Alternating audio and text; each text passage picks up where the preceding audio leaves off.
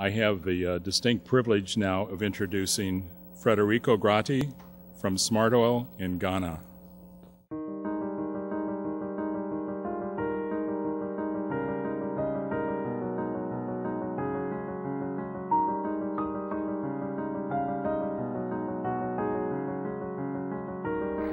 So good morning everybody. My name is Federico Grati. I'm a founder and managing director of Smart Oil.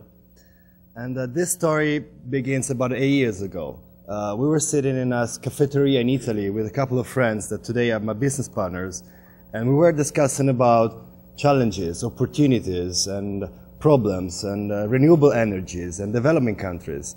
And in the very end, we had this dream. I mean, what if someone especially in sub-Saharan Africa, could create thousands of jobs and could also cut the cost of fuel, and by introducing a sustainable biofuel chain could put those countries away from importation of fossil fuels and also have a positive impact on the environment. Well, AgroOil's made those dreams real. I would say I'm here today to tell you this story. Well, we produce biofuels, and especially we produce Jatropha biodiesel. We are today in quite a good position because diesel and also biodiesel is in demand. And our product is 20% locally cheaper than the fossil diesel. And as a result, it can create thousands of jobs in those areas where they really need them. Well, our focus is Jatropha. And why Jatropha, first of all? Well, there are a couple of reasons. I mean, the first reason is because it's a tree. So it lives for a long time. And you don't cut it every year. It's about 20 years lifetime. And then the second reason is because it requires a little maintenance. So no irrigation at all the plantations are rain-fed, and low values for fertilizer, low fertilization. Then, you know, it grows in savanna areas, but most importantly, there's the impact on the human society, on labor force. It's labor intensive, it's very big. I mean, harvesting of plantation is manual, and don't tell anybody, but it's manual. And you can harvest those trees for about 8 months a year. So you just can imagine how many jobs we are creating over there. Well, we are located in Yeji. That is the name of the place we are. And we decided to start with our large operations in Yeji for several reasons. First of all, we have access to a large pool of labor. I mean, imagine that in the Brongafo region, about 83% of the population is unemployed. So over there's a huge need for work. Then after this, we have over there all the land that we need for our project development, which is an important point. And then also we have good conditions at the government level in Ghana, and we really need them. I mean, in terms of registration in the free zone for the company and the renewable energy bill, that helps us quite a lot in our operations. We have a couple of challenges still, of course. First of all, how to manage, from the very beginning, a company that has to manage more than 2,000 employees. And then, more than this, how to create value out of the byproducts, out of the wastes. I mean, how to put those products in the market in a valuable way. And then, community support. Well, this is a key factor for us, and it has been from the very beginning. I mean, we know that we had a strong community support in the last 3 years when we were developing the pilot phase. But we also know that without an ongoing support from the local communities, the project cannot win. So this is the key for our project. So let's have a look for the market. The biofuel market globally is a tremendous market.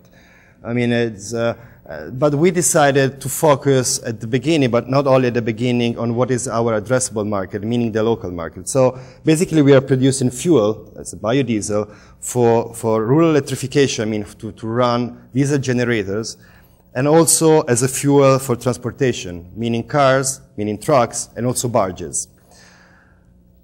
We have a couple of other options in the future, and we are evaluating with a lot of passion. The first one is to power GSM towers, not only in Ghana, but all over West Africa. You probably know that the mobile sector in those countries is a fast-growing reality. We are talking about something like 300% annual growth. You also know probably that most of the generators in the GSM towers are running on diesel. So the biodiesel is a perfect substitute without making any technology shift. It's just a field shift. And then, but probably, you don't know that about 60 up to 80% of the costs for mobile carriers are represented by fuel costs. So we would have a big impact. And we're talking about 350 million market only in Ghana. Then we are looking also at the aviation sector. I mean, Lufthansa has recently published some results regarding the application of the biojet fuel into aviation carriers. And they have done a couple of tests between Frankfurt and Berlin with passengers on the flight. And they decided that Jatropha is the only feedstock they will use in the next year. Why? Because it's technically feasible to produce biojet out of Jatropha, and then more importantly, because it's not edible. So it doesn't compete with the food chain. And this Lufthansa only represents a market for about 400 millions a year. Then if we need, and only in the long term, we also have the possibility to have a contract. We already have a contract in place, actually, with our main sponsor, which is Futuris, an Italian energy company that is willing to buy part of our production to supply the power generation power plants in Europe. So here it's a little bit hard. Well. First of all, have a look to the picture on the right. I mean, when I'm talking about our market, this is our market. I mean, this is a gas station over there in Yeji, no brands, no shells, no logos over there. They're just providing fuel, wherever it comes from, to the local customers. And there are several other companies in Ghana that are producing Jatropha oil. We are not the only company. But we believe that we have some competitive advantage among all the others.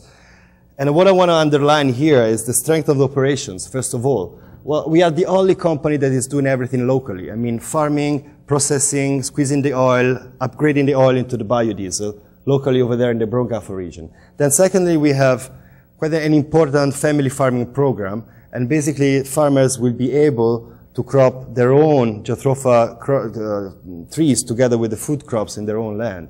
And then we are in a sweet spot over there, and later on you'll see how.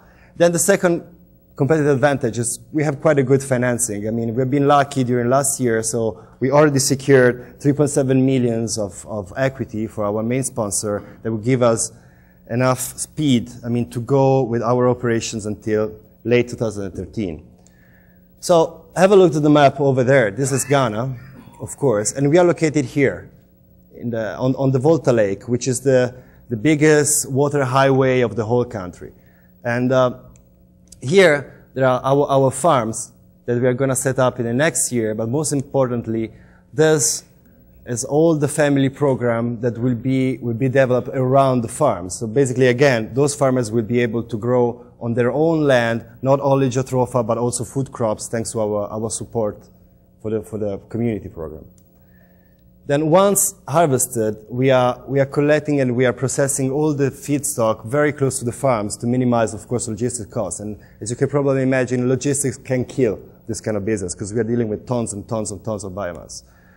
Then regarding distribution, I mean, we are very near to the existing pump station over there. We have a plan to build, maybe in the future, our own gas station, but we also have access to the Yeji port. It's very, very, oh, where is it? It's very, very close to our farms. And from the Yeji port, we can easily reach all the other ports along the Volta Lake here, and eventually also use the existing pipeline to pump the biodiesel from the Kosombo Dam to the Tema International Hub for export at a very cheap price, I would say. So before going into very complicated economic projections, I mean, let's go and see what are our drivers. I mean, first of all, this is our expansion plan. I mean, we have quite an aggressive strategy from 2012 to 2014 of farming, direct farming, and also out farming program. And this will be then steady in the following years. As a result, and let me tell you this, I mean, Jatropha reaches maturity at the 5th year. So it takes time until you have a decent production. So those are our production forecasts. And we believe that we will be able in 2016 to produce about 1 million gallons of biodiesel over there locally at the retail price, I would say, of $3.85, which is 20% cheaper than the diesel. So having a look to the unit economics, I mean, in the very first year, we have a big upfront investment to do. And as a result, as you can see here from this chart, the cost per gallon is pretty high. It's very high. But once those trees are mature, then after a couple of years, we will reach a production cost that will allow us to sell our product still at the price that is 20% cheaper, more convenient than the fossil fuel, with quite an interesting margin. I mean, we are talking about 39% margin. So this is our financial projection. And as you can see here, the first column is this year, is what we are doing now. And basically, we are preparing to scale into large agro-industrial operations. And then the first part of the table here, it's very common for agribusiness. I mean, I'm really sure that you don't like it, but I mean, when you're dealing with agriculture or with forestry, it's like this. What is maybe a little bit surprising is that the left part of the chart is more like an oil company. It doesn't look like an agricultural company anymore. So from 2016, we believe that we can have a free cash flow of about 2.2 million that will lead to a cumulative in cash flow in 2030 of about $25 million. And as a result, a project ERR of about 24%. Well, we are 4 executives, and 3 of us, we live there. We live in Yeji, in Ghana. That's myself and 2 of them. And then, more importantly, we have it's a growing pool of local managers over there that will help us not only managing the farming operations, but also, you know, in order to manage the community program. So like community moderators, we like to call them like this. And then thanks to our partner, Futuris in Italy, we have support also in large scale operation, and then also in finance, thanks to those guys here. So what do we need here? Again, we have been quite lucky because we already secured enough equity to ramp up this year, and enough under the assumption that we have a 40-60 balance between equity and debt, and we still want to go on with this strategy because we think that 100% equity is not the right strategy for our project. That we have enough equity today for this year, and also enough equity for all the operations from 2012 to 2015. And in terms of cash, this is enough, I mean, to run our operations until mid-2013, I would say. Regarding debt, I mean, we already secured, we are looking for soft loans. And and this is our target, because we need long holidays, and also interest rates are not that commercial. I mean, we need something better than this. And we already secured a loan from the Italian government for 0.8 million to build out the first big extraction plant. And we are looking now for some other debt investors that could join our product. I mean, those investors are the ones that we are addressing specifically. First of all, impact funds, then mission-aligned investors, especially in agriculture and rural job development, then large NGOs, especially in Europe, and also development banks. As a result, with this money, with this 3.9 million we need, we will be able to run all the operations, meaning setting up large farms and also scaling our production capacity. So apart from those quite beautiful financials, I mean, what is the impact for Ghanaians? This is something important for us. I mean, first of all, job creation. I mean, 2,500 permanent jobs in the Brungalfo region. Secondly, displacement of quite important quantities of fossil diesel. We're talking about 1 million gallons in 2016, and this number will increase year after year, 4 million in 2018, and then 10 million in 2020. And then, of course, we are planting in open savannas, so we are doing a reforestation program, by the way, and so we are going to plant 5 million trees over there. Good at the local financial impact. It's quite something important for us. I mean, what we want is we want to create an investment environment in Ghana able to attract foreign investments. This is quite crucial in Ghana because there are a lot of tools, especially at the government level, but not only, to make foreign investments available and profitable in this country, but at the moment it's really hard. And then we want to produce dividends, and produce dividends locally in Ghana. So, I mean, this is what we believe. I mean, once we can demonstrate that this model can work in Ghana, our idea is to expand It's to export the same model in some other countries. Countries that are similar to Ghana from an environmental point of view and also from a social point of view.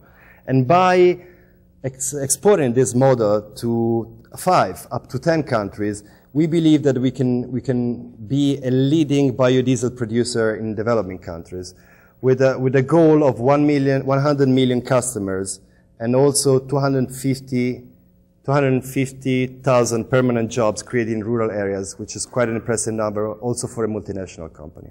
So there's a call for investors basically from 2012, February, and January 2013. And so we hope that thanks to this opportunity, we'll capture your attention. Thank you so much.